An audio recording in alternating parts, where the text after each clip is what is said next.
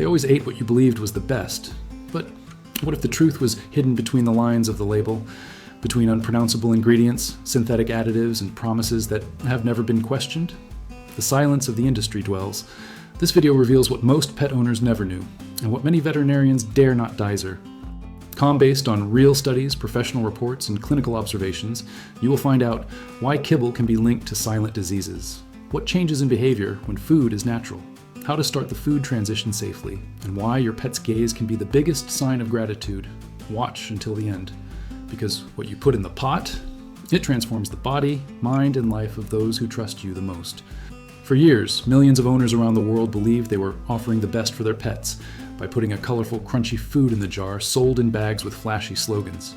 But what the labels don't say, and what many veterinarians avoid openly stating, is that behind the well-printed packaging are hidden practices that put at risk not only the digestive health of the animals, but the very lifespan they could have. The truth is that dry food, which has become standard in so many homes, was not born out of a nutritional revolution, but rather from an industrial production model that aimed at the lowest possible cost with the highest profit margin. The extrusion process, used to manufacture most feeds, involves very high temperatures that destroy enzymes, natural vitamins, and alter the structure of proteins. What is left is an impoverished compound that needs to be further vitaminized with synthetic supplements to appear complete. But the animal's body, when given something artificial, does not respond in the same way as it would to a living food. A dog or cat's body has evolved for millennia to handle raw tissues, bones, organs, and fibrous vegetables in their natural state, not dry pellets filled with flavorings that try to mimic the smell of real food. Behind the scenes in the industry, terms like meat byproduct, offal meal, and animal fat are common, but they hide a reality that the average owner is unaware of. Rejected parts of the slaughter, which can include pulverized bones, compromised organ remains, low-quality tissue, and, in many cases, ingredients from animals that have not always died properly for consumption. These materials, which would never be accepted on a human market shelf, are ground, processed, and mixed with cheap cereals such as corn and wheat, which serve as a low-cost energy base, even if the animals in question, especially cats, are obligate carnivores. The result is a diet rich in simple carbohydrates, which generate insulin spikes, overload the pancreas, and lead to an alarming increase in cases of obesity, feline diabetes, and liver disorders. What's most shocking is that many brands use visual and textual tactics on labels to create a sense of trust.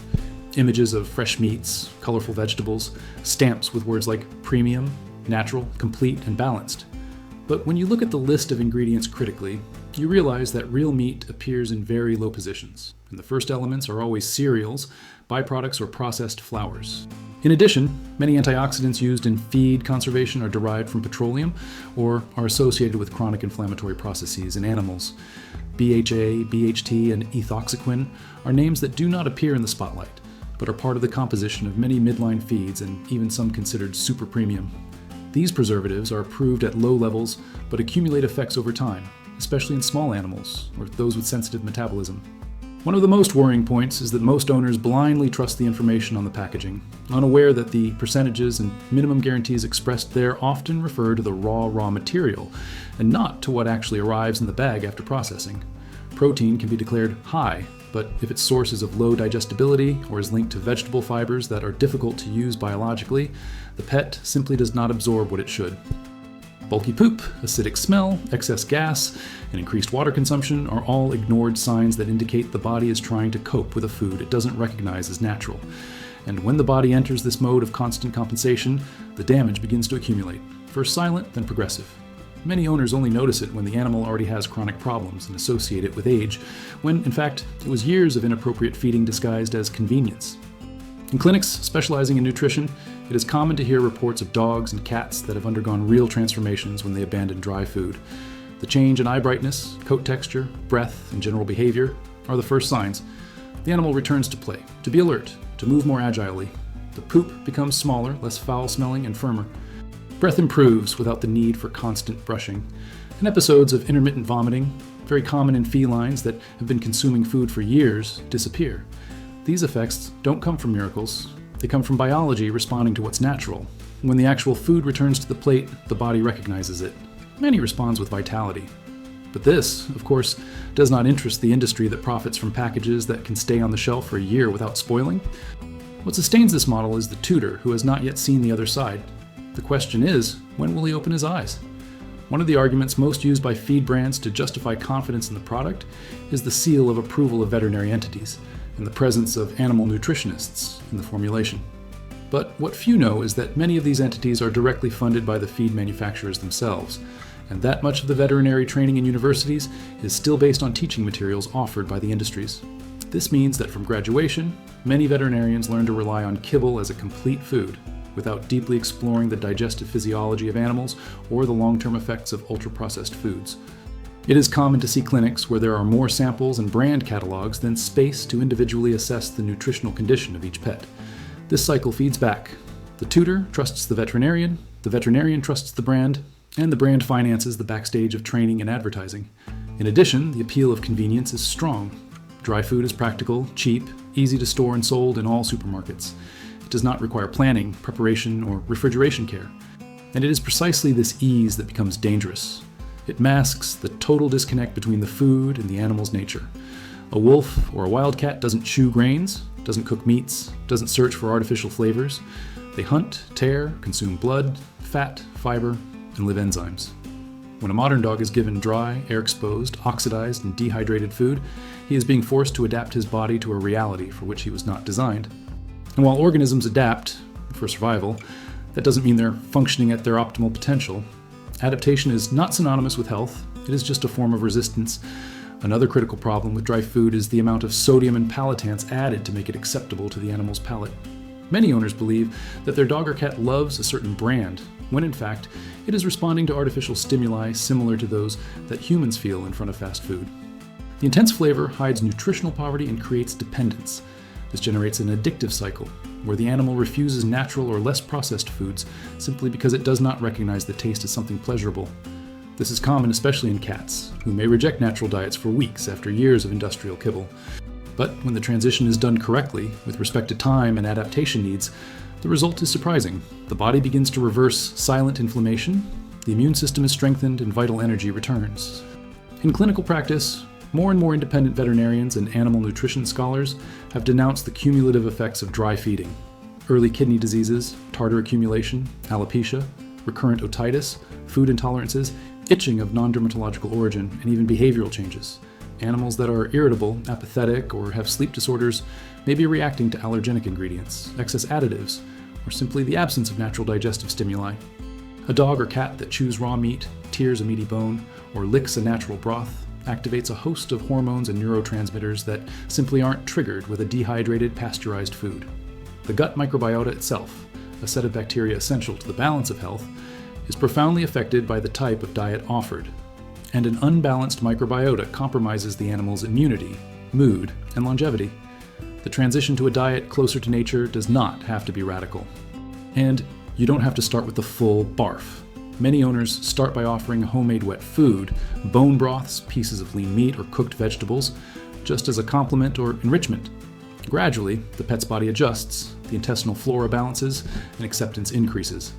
It is a process that requires patience, observation, and ideally monitoring by a professional who understands the animal's physiology, not just the commercial protocols. There are now personalized alternatives, fresh menus, and even brands of frozen natural food that respect the biological limits of each species. Information is available, and each tutor who decides to get seriously informed becomes an important link in the transformation of the pet food scenario. But the first step is to look at the pot, really observe, question, read the ingredients carefully, understand what each term means. If the word meat is not among the first 3 ingredients, if there is an extensive list of preservatives, dyes, and unpronounceable names, it is time to rethink. If the animal drinks too much water, has bulky stools, and has recurrent episodes of vomiting, this is not normal. This is a warning sign. Your pet's body is trying to say something, and maybe what he's saying is that he urgently needs real food. While many owners still believe that dry food is complete and balanced, as the packages advertise, the truth is that this formula only meets the minimum required for survival, not for vitality. The so-called essential nutrients are there in quantities calculated to keep the animal alive, but not necessarily healthy. This difference is fundamental. A dog can survive eating the same food for 10 years, but develop chronic diseases, age prematurely, or exhibit apathetic behaviors that are accepted as normal. The absence of variety, freshness, and complexity in food generates silent deficiencies that, accumulated over time, take a heavy toll. The owner only realizes when the diagnosis comes kidney failure, pancreatitis, liver dysfunctions, diabetes, or joint problems. And even then, he often does not associate diet as a factor of origin. The composition of dry food also includes ingredients that, although allowed by law, are extremely questionable from a biological point of view. Slaughterhouse byproducts, feather meals, vegetable scraps discarded by human industry, transgenic grains, recycled oils, and artificial binders are common in the formulation. The crispiness of the food is not natural. It is artificially created by extruders that cook the dough at high temperatures, destroying enzymes and altering the molecular structure of the food. After that, the product is cooled, sprayed with fat and flavor additives, packaged and shipped to shelves where it can stay for months or even years before reaching your pet's mouth. Throughout this process, almost nothing alive remains in the food. It is a stable caloric mass, but without vital energy. The impact of this is not limited to the physical body. Recent studies show that dogs and cats fed raw or fresh diets have more balanced behaviors, reduced stress levels, less aggression, and greater social interaction. This is due to the direct relationship between the gut and the brain, the so-called gut-brain axis, which regulates the production of serotonin, dopamine, and other neurotransmitters that are critical for emotional well-being. When the intestinal flora is in balance, the animal feels safer, calmer, and more responsive to the environment. That is why many owners report profound changes after changing their diet. Dogs that barked compulsively become calm, reclusive cats return to play, episodes of anxiety and hyperactivity decrease. Eating well is not just about nourishing the body, it is also to calm the mind. In addition, there's a direct connection between what the animal eats and the environmental impact generated by its food. The mass production of dry feed consumes natural resources on a large scale, encourages the disposal of waste from human industry, and generates tons of plastic packaging that is rarely recycled. On the other hand, natural food, when well planned, can be made with local inputs, noble remains from butcher shops, bones not sold to humans, and low-cost fresh vegetables. This practice reduces waste, values local producers, and strengthens the connection between the tutor and the animal's health. Cooking for the pet, preparing fresh portions, or even purchasing products from conscious companies transforms the relationship between human and animal into something more responsible, more intimate, and more ethical. But perhaps the most ignored aspect is the pet's own gaze. Many owners report that after the food change, the look of the dog or cat changes. It becomes more alive, more expressive. The coat shines, the breath improves, the stool decreases. These are clear signs that the body is finally being treated with respect. The animal's eyes reflect what it feels, and when it feels like it's being truly cared for, not just fed, something changes. It's not just a matter of nutrition, it's a matter of bonding. And this bond begins with the choice of what we put in the pot every day. For many tutors, the idea of completely changing their pet's diet seems complex, expensive, or risky. But the truth is that the transition can be made gradually, personalized, and surprisingly cost-effective, especially when compared to the costs of consultations, tests, medications, and treatments that accumulate over the life of a wrongly fed animal. The secret is in quality information and monitoring by professionals who are not tied to brands or sponsors.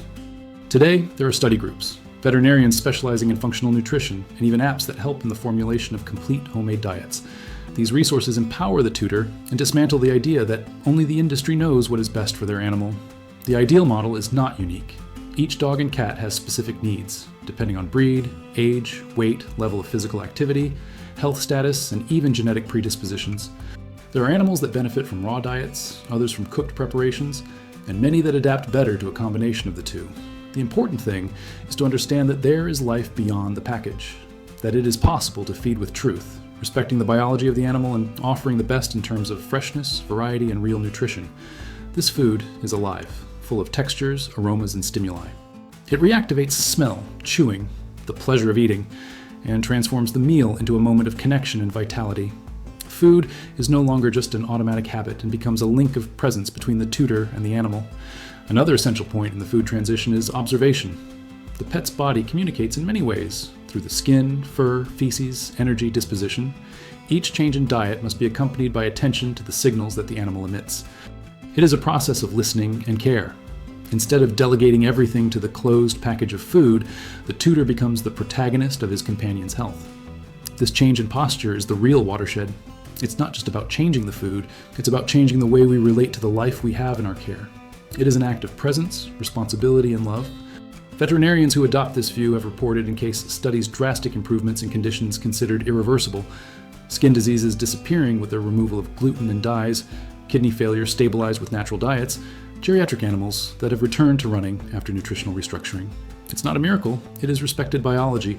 It is the body returning to operate with what it recognizes as natural.